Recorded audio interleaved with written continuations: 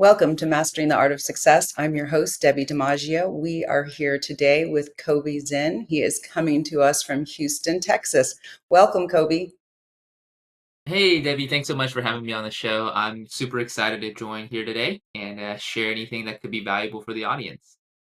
I love it. I think there you will provide so much value. I enjoyed being on your show and I'm excited to do a role reversal. So let me properly introduce you. Get ready because today's guest is an absolute powerhouse in the real estate and entrepreneurial space.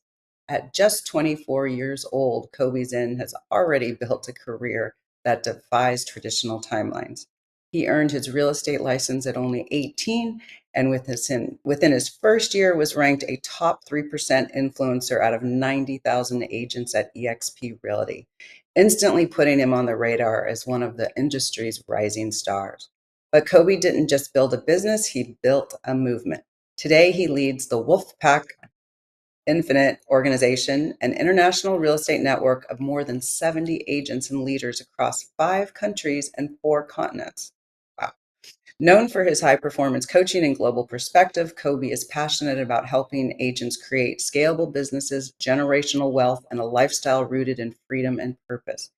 He is also the co founder and head writer of the Agent Wealth Hustle blog, one of the top 3 highest ranking blogs in his brokerage, where he breaks down the systems, strategies, and mindset shifts that help real estate agents grow their income and influence. And in 2022, Kobe expanded his reach even further with the launch of the FLA podcast, Freedom Lifestyle Accelerator, a show where he interviews top entrepreneurs and innovators from around the world to uncover the tools, stories, and habits behind building a life you never need a vacation from. His listeners know him from his energy, his authenticity, and his commitment to helping people think bigger.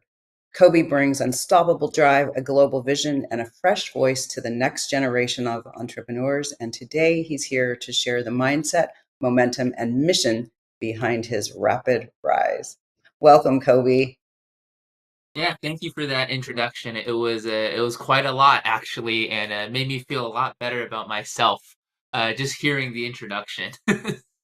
Okay, it's so impressive. You were only 18 when you got your license. You're only 24, and you are just, I mean, you're doing incredible. So you got your license at 18. What sparked the idea to jump into such a competitive industry so young? And how did that even happen at such a young age? How were you just so, you knew what you wanted to do so young? Yeah, that's a great question, actually. So, just from the very beginning, I think just going all the way back to before even considering getting my real estate license. So, when I was in high school, I was actually always very entrepreneurial, if you will, right? So, I was always looking to do something where I could work for myself. I could run a business. In fact, I think it was a few years into high school, I started to look into Amazon FBA for sale or fulfilled by Amazon, I think it was called, and just trying to sell and flip books and try to sell different things on Amazon just to try to run my own business from like my bedroom, right? So I was trying to do that for quite a while. And then it was the time I actually graduated from high school at May of 2019 or so, just to kind of give everybody a timeline. I picked up the book Rich Dad Poor Dad for the first time. So before then, I always knew that I wanted to be more of somebody who worked for myself. I wanted to run my own business. But after reading that book, it was the first time ever that I actually had the idea of what passive income was. I didn't know anything about that. It was the first time I ever heard of that term ever in my life, and I was just really gravitated towards that, right? The ability to go out there, spend time, energy, and effort, work, and then build something that will then pay you over and over again for, hopefully the rest of your life. So, as I started doing a little bit more research at that time, started looking into passive income streams, methods, everything kept leading back to real estate, right? Anything that you read about, watch videos about, listen to podcasts about, building wealth and passive income always leads back to the real estate industry.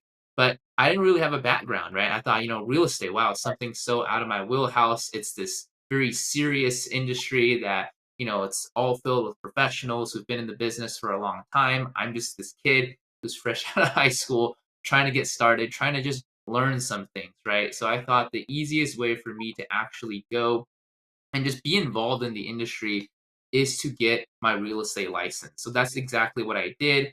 I went out there, I got my real estate license so that I can be in proximity with other investors, with other agents, with brokers, people who have been in the business for a while. And that's exactly what I did.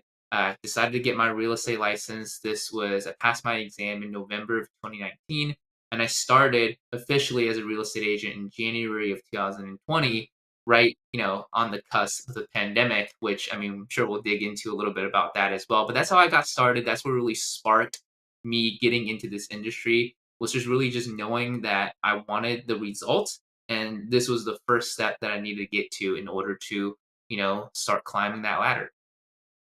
So I believe when you and I spoke, I believe you said you haven't really practiced residential real estate, but you kind of skipped to coaching. Is that accurate? Yes, actually, that is 100% accurate. So the story behind that is it's not, something I actually planned to do, right? Actually, in the beginning, what I hoped to do was work as almost like an apprentice for Hmm. the team leader, if you will, kind of in my area here in Houston, who was an investor, but they were also a licensed real estate agent as well. So if you guys are familiar with, how investors and investor agent hybrids work, what they do is a lot of times they go into homeowners and they go direct to seller marketing, and they look for essentially distressed sellers, right? They look for distressed sellers that they can then purchase their property, potentially turn them into a rental property or to flip it. And because he has his real estate license, if that doesn't work for him as a deal, he can also list it, right, as a traditional listing on the MLS as well. So I thought it was a great business model. I still think it is. And I worked with him for, about 3 months actually, just as almost like a cold calling inside sales agent. So I was the agent on the phones. I was making the first contact, talking to sellers, gathering information, seeing how we can actually help them. And I thought this is exactly what I wanted to do because he was an investor. He was building a passive income business, but he was also a licensed agent. So he could utilize that and really grow his income streams. But essentially what happened was it was COVID at that time. So about 3 months in, we weren't able to do that anymore. We weren't really sure what was going to happen. The world was kind of shut down. We definitely weren't able to go into homeowners' homes at least as easily as it was for that first couple of months. So for me at that time, it was just, what do I do now? Right. I'm kind of, stuck in this space where, I was doing this one thing. I had a good learning curve going. And then now I wasn't really sure what I was going to do with my real estate license. And I started looking into a little bit more options as far as how can I go into creating a passive income business, and being you say a coach, I say, a team leader at that time. I didn't really think I was going to be coaching other agents. That really just kind of came about as I started to grow my organization, grow my team. And that felt like something that was, really appealing to me because I found a lot of people who were getting their real estate license who were in a similar position as myself, who didn't really know what to do, who didn't really know what direction to go in. And I felt that I could really help them because our specific team at that time, and still do now, we help a lot of agents who are a little bit more wealth mindset based, who want to grow passive income, who also want to work with investors, not just on the traditional side as well. So I introduced them to our team and I started growing my team from there. And, as things happened, as things unraveled in the first year, ended up growing a team of about 6 agents. And I thought this is a much better way than what I traditionally had thought of growing a passive income business in real estate, which is investing in properties. For me at that time, really difficult to get a loan as an 18, 19-year-old without any, Yes. income to show, right? As we all know in the real estate industry as agents, it's difficult for somebody without an income history to get any type of loan and take on that type of risk, right? So for me, I thought, why don't I spend my time, which I do have now, grow an income Mhm. stream, and then once I built that up, I can leverage that to then invest in real estate without as many of the risks, without as many of the, kind of the grunt work, if you will, if you were to go in with a little bit less capital, right? Buying, more distressed properties. If you have a little bit more capital, you can buy, a little bit better properties to keep as rental properties in the future. So that's kind of what led to me, now growing an organization, helping other agents and skill sets that, I'm well versed in, but never having, actual any real estate sales or deals under my license. So it's a little bit of a unique situation. I'm sure for agents out there who are listening. So if someone is going to join your team, walk us through it. So you've identified someone and he or she wants to be on your team. Go through the steps and the process and how you're making money together or how you're leading them. Yeah. Absolutely. So we have a quite a unique situation here within our brokerage here at eXp where we're able to grow a team, but we don't necessarily take the commissions out of the agent's pocket, right? So we're not taking a little bit more commissions as a kind of more of a traditional team leader. So what we do here is we actually help an agent when they come on board, depending on their skill set, depending on what works, what they experience they have already, and then we help them get plugged into the right tools, right? So we have different resources, different programs, different training, depending on which level the agent falls on. If they're brand new, we have training for an agent to get them up and going as a brand new agent. If they're a little bit more experienced, then we focus on different aspects, right? Such as scaling their business, helping them build more systems to make sure that they're able to get consistent leads. And they're a little bit more experienced in that, then it goes into a little bit different conversation, which is how can you leverage your skill sets to grow your team as well, and then build so that way you're able to step out of the business one day if you choose to do so. So that's how it works for us. When an agent joins our team, they're on obviously the brokerage commission split, which it's all there for. And depending on which brokerage you're joining, it's a little bit different. We have, I would say, more of a, it's not the best split, it's not the worst split, it's a competitive split that's out there. And then basically what happens from there is the agents are, they're paying that split whenever they do a, real estate transaction up until a certain cap. But then what happens is the brokerage actually takes a portion of that and shares it back to myself as the agent who is responsible for introducing them to join the team and join the company as well. So I'm not taking additional splits like a referral fee. Oh, The agent, okay. it's coming directly from the company. Okay. Out of the company's giving you a portion because you're the team lead and you're going to help make them successful. So they're rewarding you with a fee for doing that. Okay. And that's why it's beneficial for you to grow your team. Now so you have teams across, how does that work? And this is all residential real estate or investing? Yeah, so this is all agents who are doing residential real estate. Now, we do also have some commercial agents as well. And then some of them also utilize their experience or their license to invest. So it depends now on the agent's own preference as far as what they want to do. But most agents are working actively as residential agents. Some are also investors. And then we have now also a few agents who specialize in commercial real estate too.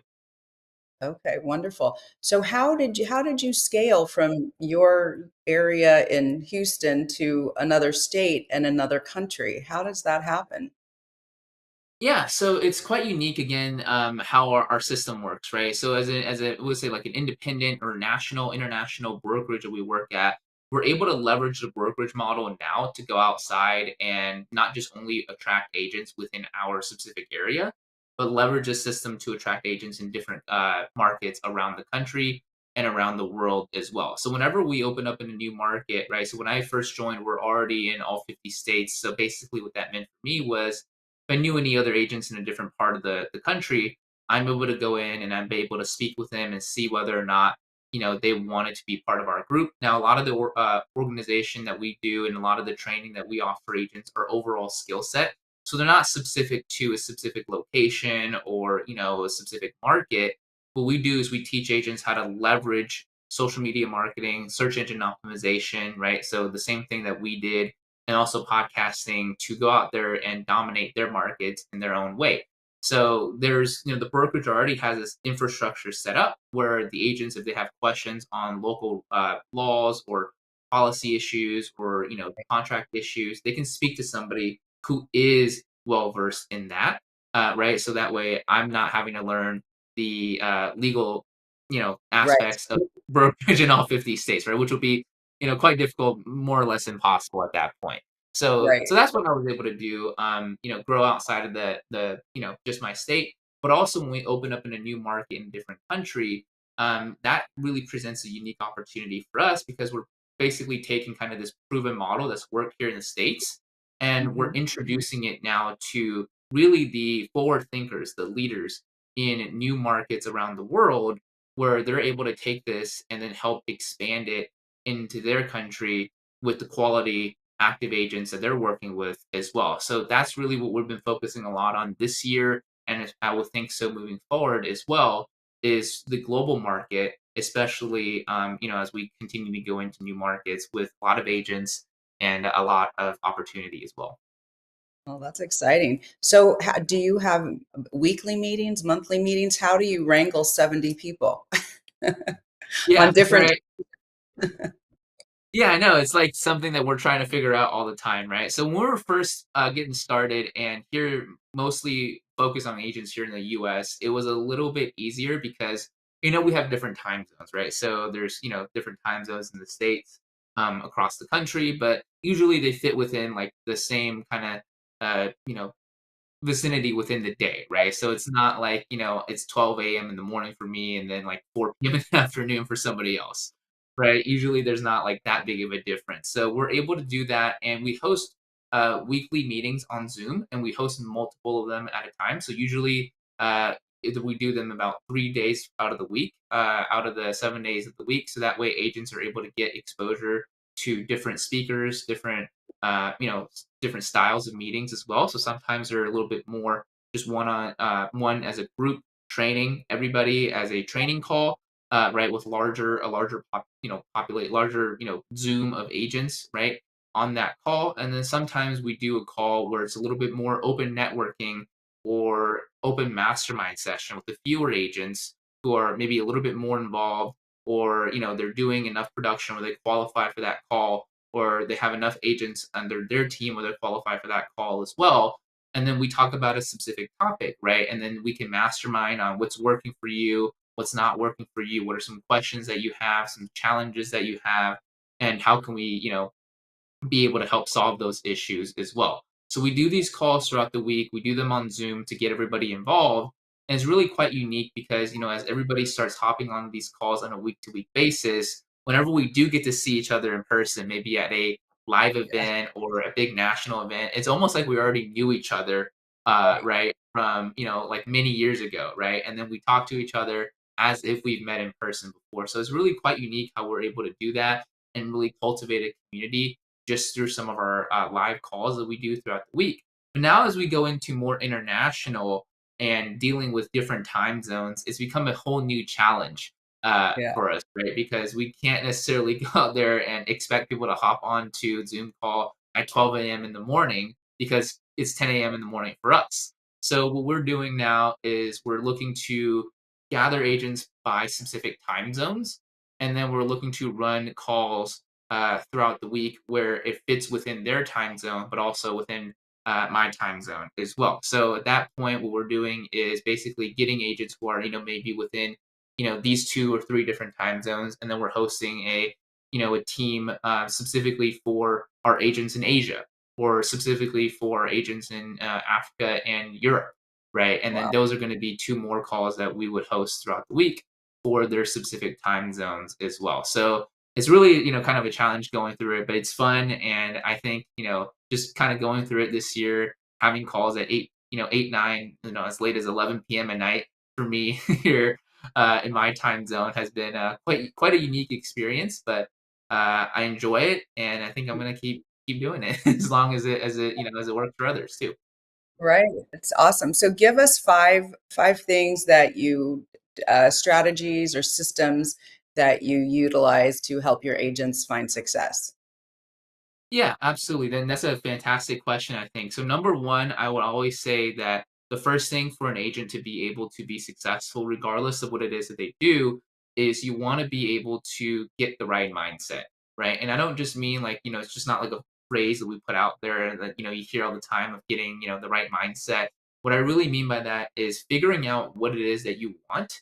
So digging into your absolute kind of, your final result that you're trying to accomplish in your business, right? Because a lot of agents, they'll say, I want to close this many transactions. And then you ask them, well, why do you want to do that? And they can't give you an answer. And I think, that's when you should go back to the drawing board and maybe reconsider your goals, because you need to be able to let your business serve the real purpose, which is serving your lifestyle. So that's number one, is making sure you understand what it is that you want, and then cultivating the right mindset to be able to go after that consistently, even if you're running into obstacles, even if you're running into rejection, which is 100% guaranteed, right? If we want to make sure that we want to be successful. But if you know what you want, it becomes much easier. So that's number one. Number two is making sure that you have developed your skill sets, right? You understand what it is that you can offer. Now, in the beginning, we all have less skill sets that we can offer than we will later on, but we have to be able to understand what it is that we have now. So when I was first getting started, it was, what can somebody like myself offer to other agents? For me, it was, I've been in the business now for 3 months, and I can tell somebody who has been in the business for less than that what to expect. So I can help those types of agents, right? And then as I develop more skill sets, I can help agents who are maybe on a higher level. So we have to understand what it is that we can offer, what makes us unique. But even if you're brand new, there is something out there that can make you unique. Maybe you moved yourself into a new market. So a lot of times we hear agents say, like, I just moved to this new market and I don't know anybody. Well, I say, well, you're actually in a really nice position, because you can now help other people who are in the same position that you are, right? Who is moving to this new market, and share with them your personal experience. So there you go. There is another advantage that you can cultivate there. That's number two. Number three is figuring out how you're going to get in front of clients, right? And how to get in front of your audience, right? If we have the best strategy, the best plan, but we can't get in front of potential clients, then we're not able to be successful. So what is going to be are you going to outreach to people? Are you going to get people to reach out to you, right? What are you going to do there? And then step number four is, how do you see yourself doing this for a long period of time, right? So is this a strategy that you're able to continue cultivating? Because a lot of times agent asks me, what's the best strategy that I can use? And I always ask them, what strategy do you see yourself doing for at least 6 months, if not 6 years, right, into the future? And if you can do that, that's the strategy that you need to stick with. And then lastly, I would say is persistence, right? Because kind of going back, full circle to back to number one, is if you're not willing to be persistent, if you're not willing to literally say that I will do this task, I will continue working on my business until I reach these goals, then there's no point in starting in the first place, because you're just, doing everything halfway, and you're not really able to go in and be able to accomplish the things that you want. So persistence, it might not be the sexiest word that's out there, but in my opinion, I think it's the most important aspect if we want to accomplish anything, whether if it's in our personal lives, our personal relationships, or developing an income or a business for us that get us to the lifestyle that we want as well. Absolutely. I mean, everything this show is about. Anyone with a service product or brand, or anyone in personal life, can employ these same strategies and skills. And persistence and mindset are definitely key in anything we do, right? That's wonderful. So, what are the core now? What is Wolfpack, and is it Ignite? What is Infinite? Infinite, Infinite? yes, absolutely. You're pronouncing it correctly. Okay, Wolfpack Infinite Culture. What are the core values or pillars that define Wolfpack Infinite Culture? Yeah, so we want to build people to the best of their abilities. We want to cultivate a community. But again, I also want to emphasize that our specific group, our organization, we want to focus not just on business, but also on lifestyle as well. So it's not just about going out there doing what you can to get as much business as possible. It's about, how do our business serves our lifestyles, but also how do we make an impact in other people's lifestyles as well. So we want to work with people that want to work with us, and we want to do the same in the community with clients as well. So it's about cultivating that overall, your overall life plan, if you will, not just making a bunch of money, but feeling miserable at the end of the day. Right, right. I love it. That's great. Now we have to go to commercial break. We'll be right back with Kobe's in, and this is just really wonderful. Thank you, sweetie. Did you know that your beliefs create your entire reality, but it's the subconscious beliefs that do most most of the creating. Belief shifter and life coach Shiraz can help you identify those limiting beliefs and eliminate them, often in a single session. Like it was almost instant, like I had relief right away. Creating better health, relationships, careers, and finances. Let Shiraz help you step out of safety and into awareness. Definitely something's happening. It's like a flow inside. It feels good. Whether in person or online, Shiraz provides personal coaching, belief shifting. Visit Shiraz at energeticmagic.com or call 416-529-7429. Energetic Magic. Find your greater happiness. Be well. Be aware. Be magical.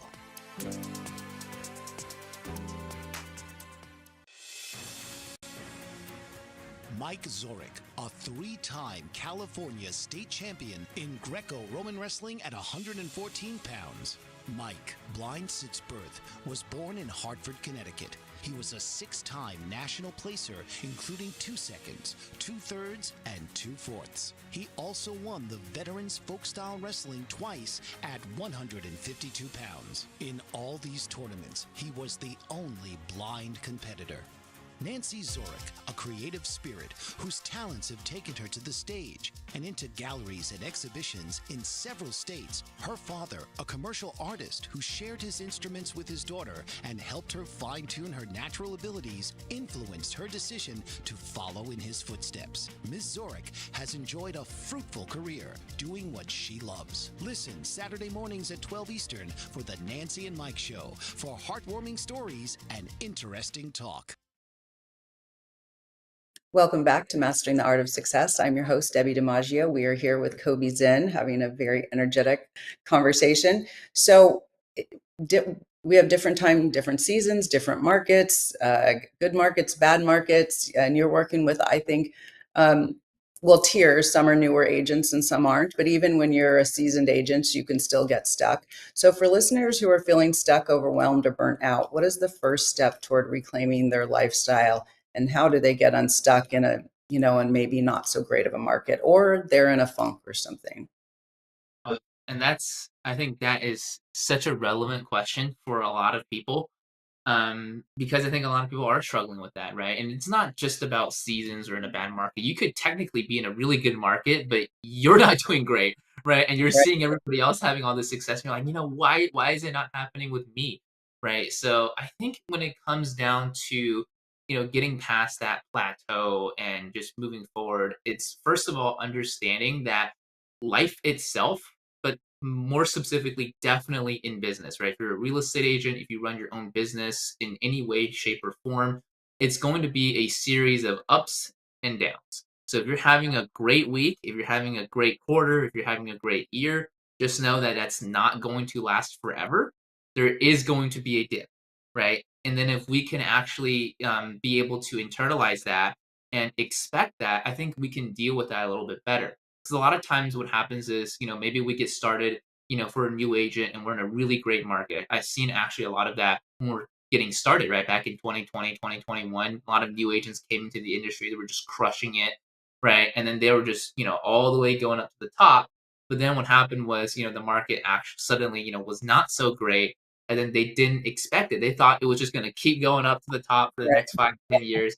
And that was just going to be it. They were going to retire and, they're going to live on, the beach in Beverly Hills or wherever for the rest of their lives. But that's not the case, right? So they weren't expecting it. And I feel like that is what took a lot of people out, is that they didn't have that mindset. It was like, okay, so one day it is going to not be so great. And then all of a sudden, maybe they weren't doing as many deals, and they're like, oh, this is terrible. I'm just going to go do something else. They're despondent, Right. depressed, right? Very unfortunate. And they were just leaving the business because they just couldn't handle that anymore, right? Maybe they, over leverage, right? That's another thing, maybe on the more practical side, right? Don't, when things are going well, don't over leverage yourself. Don't over leverage your expenses and your finances, because again, you need to be prepared for the bad times as well. And then the other part of that is just understanding that if you have a strong enough why, right? Kind of going back to what we were talking about a little bit before the commercial break. If you have a strong enough reason for what it is that you're doing, then it shouldn't be an issue if you're going through a bad time, because the beautiful thing about dips, right, in a series of ups and downs is if you're having the worst week of your life, if you're having the worst quarter, the worst month, what happens is you can always look forward and say, eventually the tide's going to change and we're going to go have a great quarter or a great year or a great decade, right, in the future, right, moving forward as well. So the thing I think is most important for people is to remember that if things are going well, that they're not, eventually not going to be so great, right? And having that expectation so that you're mentally prepared. And then the other way around as well, which is if you're in that position now, if you are burned out, you're not feeling great, if business is not going well, then just know that the opposite can happen too. So there's this thing I think, people talk about called the law of polarity, where if you're going to have something good, there's going to be a natural opposite to it, right? So if things are going well, be prepared for that natural opposite. But if things are not going great for you, be prepared because, the very next day, the next week, next quarter could be the best you can have in your entire business and your entire career as well. So I think that's important, and for people to also remember that why you started in the first place, and if Right. that is something that actually matters to you, then all that in the middle, it really shouldn't matter as much because you're dead focused, you're laser focused on what it is you're trying to accomplish, and that thing, that's the struggle in the middle, it's just part of the process, and at the end of the day it should be worth it to get to what it is that you All right. That's so funny. I'm just concluding my book. It's called The Mindset in Motion Method. And that's the working title, but I just finished my 15 chapters last night. And it was talking about life happens, things are going to happen. You're going to have ups and downs. It's guaranteed. So do you, other than just supporting them, but is there anything else that you share with them to help them through that down period? Yeah, absolutely. And I think it depends now on specifically how each individual agent likes to be, likes to interact, right? How they prefer to interact with you, how they prefer to interact with other people. So one of the things we try to do is try to figure out, if you're having a down period, if you're having, if we don't hear from you for a while, do you wish to just kind of be left alone? Because some people, that's what they want, right? Some people just want to kind of deal with their issues the way they want to deal with it. And if you're coming out from the outside trying to see, like, trying to poke and see what's going on, they actually get, kind of annoyed. They're like, leave me alone. I'm dealing with my, dealing with my stuff here, right? And I want to deal with it myself. Or the opposite, right? Do you want us to see and check in on you if you've kind of stepped out? How do we get you back into the fold? How do we re-energize you, right? So it depends on each individual agent's preference. And then once we know that, then it becomes a lot easier to see, okay, if you're not, plugging in, if you've, hopped off the calls for a few weeks, do we reach Right. out, or do we say like, okay, so we're going to give you your space, and then whenever you're ready, just hop back on the train because it's continuing to move forward, right? And then as leaders ourselves, I think it's important to, make sure the train keeps moving forward, right? Because just because some people are not plugging in doesn't mean we have to stop, right? In fact, I think it's crucial that we don't stop because I learned this at a conference I was at recently at the NAR conference, actually that we just had here in Houston.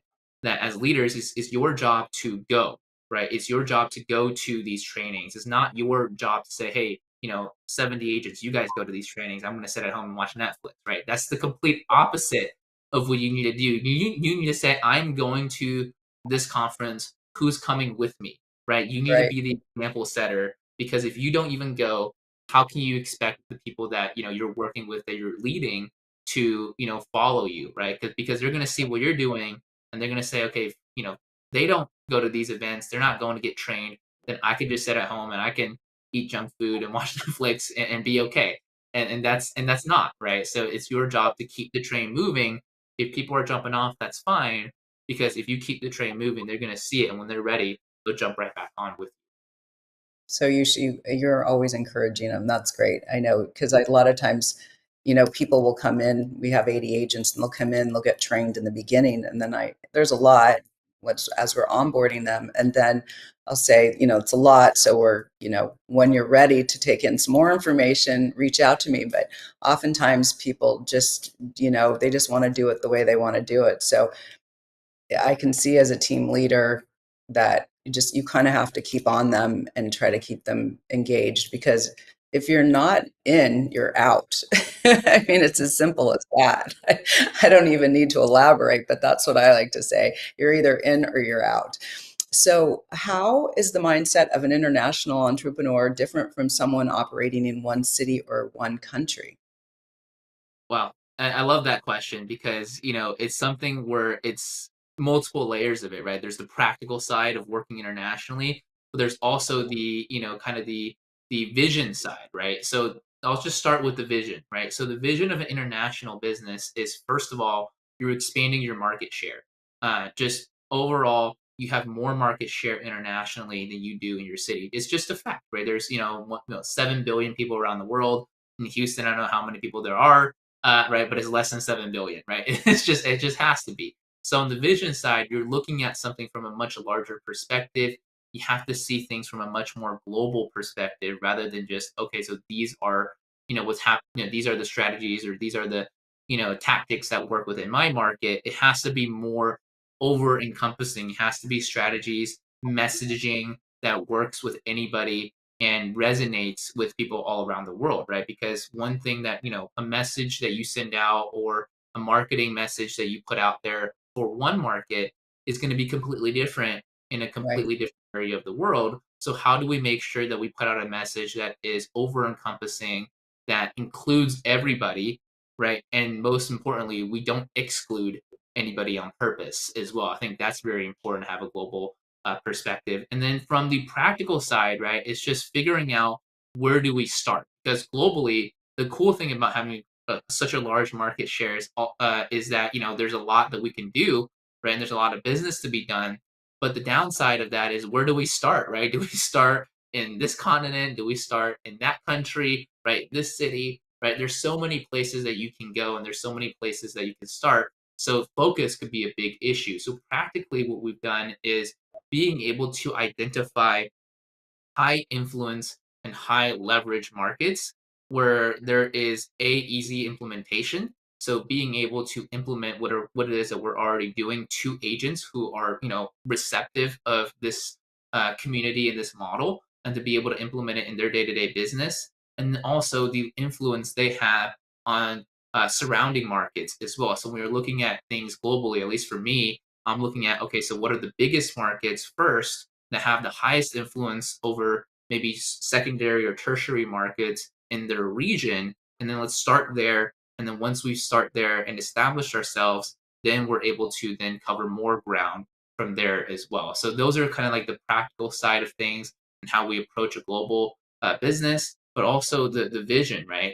Being able to be more inclusive, be more over encompassing, and really set your vision in a way where it's no pun intended for the name of our team, infinite, right? yeah, And being able to get everybody involved. I love it. Yeah, that's because different things mean different places and different cultures. I don't remember the word, but I remember saying something and I'm like, what did you say? And I'm like, it was like something basic, but it's different. Different in different countries. So, what inspired, let's pivot to your podcast. So, what inspired the creation of your podcast? And you can tell us the name and the message of building a lifestyle you never need a vacation from. Yeah, so I started my podcast back in 2022. I think it was February, if I remember. And it's called FLA. But if you go out there, if you just look up my name, I think you can find it on YouTube. If you look up FLA, it's on Spotify and Apple Podcasts as well. So, I don't really try to get bogged down too deep into like the weeds of like, what to name the podcast. I did when I first got started, but it was really, I think, a platform to, be able to share with other agents, other entrepreneurs tactics and strategies and the way of life and the way of thinking of other successful people. So I started this as a way because as a way for me to get content out there, right? So one thing that I like really enjoy doing is listening to podcasts. I've always enjoyed listening to podcasts. I still do.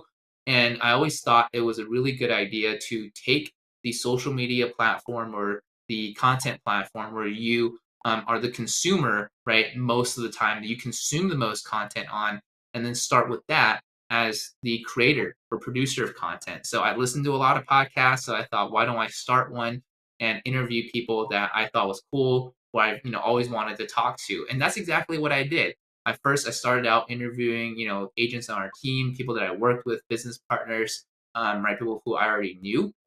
But then I started thinking of like all of these people that I follow online, on LinkedIn, on Facebook, on Instagram. I'm looking at their content. I've always wanted to talk to them. Having a podcast actually now gives me a platform to talk to these people, right? Because in the past, it would have just been like, hey, can I have like 5 minutes of your time? And can I, get on a Zoom with you? And the answer would have obviously been no, because, why would you want to get on the Zoom with me? There's for no reason, right? But as a podcast host, you actually now have a platform to deliver value because you can interview them, have them be able to share their story with your audience. And then now Mhm. you have, the privilege and the opportunity to talk with people that you've always wanted to speak with as well. So that's what I did. I try to do about one episode a week, just not to overwhelm myself or overwhelm the audience as well. And then, it was really a great journey because I've interviewed so many cool people like yourself on the podcast that I would have never even met, had I not done this. And I just think is not only a great platform for you to reach out to new people and make more connections, but also as a content generator, if you're a business owner, podcasting is the easiest way to generate a lot of content without stressing yourself out. You have somebody there to help you, right? As a more conversational form, but also you can take this hour, right? Like this hour that we have, you can chop it up into reels and clips that you can share across different platforms as well. And that's exactly what I've done. And it's worked really well. And, just continue to interview more cool guests on the show, just like yourself. Thank you, sweetie. That's so kind. I love it. I love, it's just so fun because it's exactly that. We get to meet people and call on people and then just hear all of their wisdom. It's just, I love it. And I love meeting people. So it's just like an automatic. So I know in my podcast, I'm always interviewing people and I'm taking nuggets back and I'm trying to, what can I take to instill upon someone else, maybe someone I'm coaching? So what's one or two interviews or guest stories that changed your perspective? Or something just super interesting that you want to share. I love hearing stories. Wow, yeah. So that's actually a great question because we've done now I think like 100 or probably close to now 200 episodes when it comes to people that I've interviewed, and just one story that really kind of resonated with me was interviewing one of my friends. Actually, this was a few weeks ago. Actually, so our podcast actually just came out last week, and basically we've known each other for a few years. He's another agent at our brokerage. He's actually he is based in California, funny enough. And he's been this top agent forever. And basically, he shared this story on the podcast of how he was diagnosed with an illness, with cancer, and his comeback story. And this was something that I've heard about. Right, we run in the same circles. I meet him here and there across different events, but I really didn't know kind of the extent of the adversity he had gone through. As somebody who was seemingly so successful, he really had gone through a rough patch, right? Those few years that dealing with illness and also business is not going right as well, and it really kind of just inspired me to think about the conversations that we have in day to day life. Sometimes we never even figure out, or we never even know what's going on in somebody else's life. So that I think was very important for me, but also hearing his story of how he was basically at the mountaintop, and then all of a sudden, right? Again, like we're just talking about the peaks in life, it's followed by some pretty dark valleys. And Right. for a lot of people, that could really just wipe them out. But seeing how he was able to focus on things that, you know, he can control. For a little bit of time, he was telling me he wasn't even able to really walk for more than 30 minutes a day because having gone through surgery and different things like that. And he's now more fit than he's ever been. And just hearing his story, his journey, overcoming that, moving past that dark time in his life really inspired me and really, kind of put all of our problems that we have on a day-to-day basis into perspective, right? Just for example, just kind of sharing with the audience, my WhatsApp got banned yesterday. And when I saw that, I was like, "Oh no!" Everybody I'm contacting from around the world, they can't get to me anymore. And then you think back to stories like that that you heard on podcasts. You think back to those conversations that you've had with people who've gone through something so much worse, and then it puts your problem Right. into real Pers- perspective, which is you're really not dealing with anything because you're healthy, you're happy, and it got restored earlier this morning, thankfully. Right, so it's nothing that can't be solved as well. So I think that resonated with me a lot, mostly because um, of not just his story, but also the fact that I knew him, but I didn't Mm. know the extent to kind of what he was struggling with, and the fact that we were able to find that out on a podcast setting, I think really puts in perspective how powerful a podcast can be. Absolutely. No, I know it's so odd that a lot of times we're friends with people for a long time or work with them for a long time and we really don't know the deeper story. And that is something that's very important. But perspective is so true. I had yesterday I was with my friend who's 96 years old and she's unhappy about moving into the retirement community and she's been complaining a lot and it's a nice place, but she's not happy just because she has to she's losing control, of course. I said, you know, I had a friend's mom was laying in bed for 3 years, not able to do anything, alive, but laying in bed for 3 years. And then her daughter was living alone, and her daughter had a stroke and now is in the hospital. And her mind is there, but her body isn't. And she's in her 60s, and she's bedridden for the rest of her life. So I know you're not happy here at 96, but if you were to be living at home and what if something happened to you? It's perspective and it really did hit home with her. She said, "Wow, that's sad." It was like you've got to help sometimes you or helping someone get out of their own way, right? It's so important. So what have you learned about business while leading across different cultures and markets? Is there any one or two things? You don't have to elaborate too long so we can get a few more questions in, but is there anything that strikes you?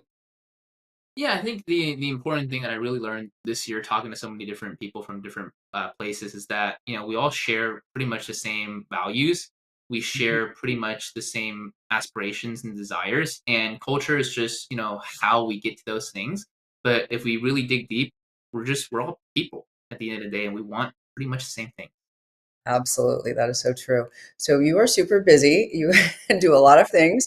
How do you stay grounded and focused when managing so many projects and so many people all at once?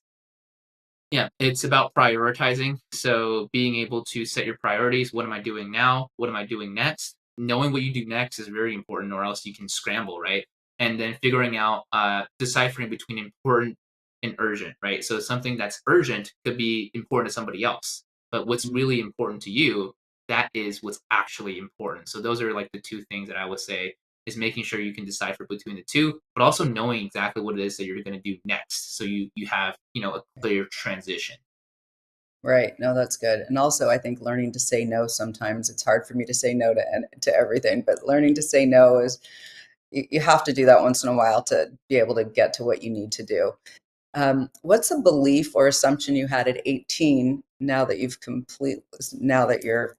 in the business now a while? I'd say heavily in the business, but not for a long while.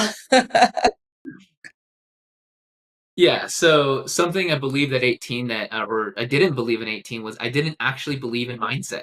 Could you believe it or Ah, not? Right. That was something I thought was just fluff, right? Just goofy stuff that's right over there. And then luckily a mentor of mine recommended me the book Think and Grow Rich. And that was really kind of that second turning point in my life where I thought, wow, this is real. These are things, the principles that we need to employ, not just to be better in business, but also live a much more fulfilled life. right. People use that book a lot. It's impressive. What is your bigger mission beyond real estate and podcasting? You are only 24. Yeah, absolutely. I know it's a big question, right? So for me, I think the bigger vision is to do exactly what the tagline of the podcast says, which is to build people and help people live a lifestyle that they never need a vacation from. It's not just about finances or running a business. It could be, in a job, right? But how do we make sure that we live a fulfilled life that we don't absolutely need to take a break from, right, all the time? I think that's very important for us to all remember and to aspire to. So, last question. Who will you, or who do you really want to interview on your podcast? Yeah, just successful agents, happy entrepreneurs. If you guys have something that you think are that you could share that could be valuable to other real estate agents, other entrepreneurs, that's who I want to interview. I would love to meet you and just like you, Debbie, and have a lot of fun doing it. I know it is fun. After 35 years, I still have fun. There are some dips, of course, but it's still fun. So, how does someone get a hold of you? I think easiest way to reach me is just via Instagram. You can find my name, Kobe Zinn, at Kobe Zinn underscore, and then pretty much all of my links to all my other socials are out there as well. But I'm on every social media. If you just look me up, whatever preference you have, you can find me. Thank you so much. Awesome. Thank you so much for a great show. It was really wonderful to interview you, and I look forward to catching up again. Thank Sounds you. Tune in each week for another episode of Mastering the Art of Success with host Debbie DiMaggio. Thursdays, 2 p.m. Eastern. Real stories, real strategies, real success.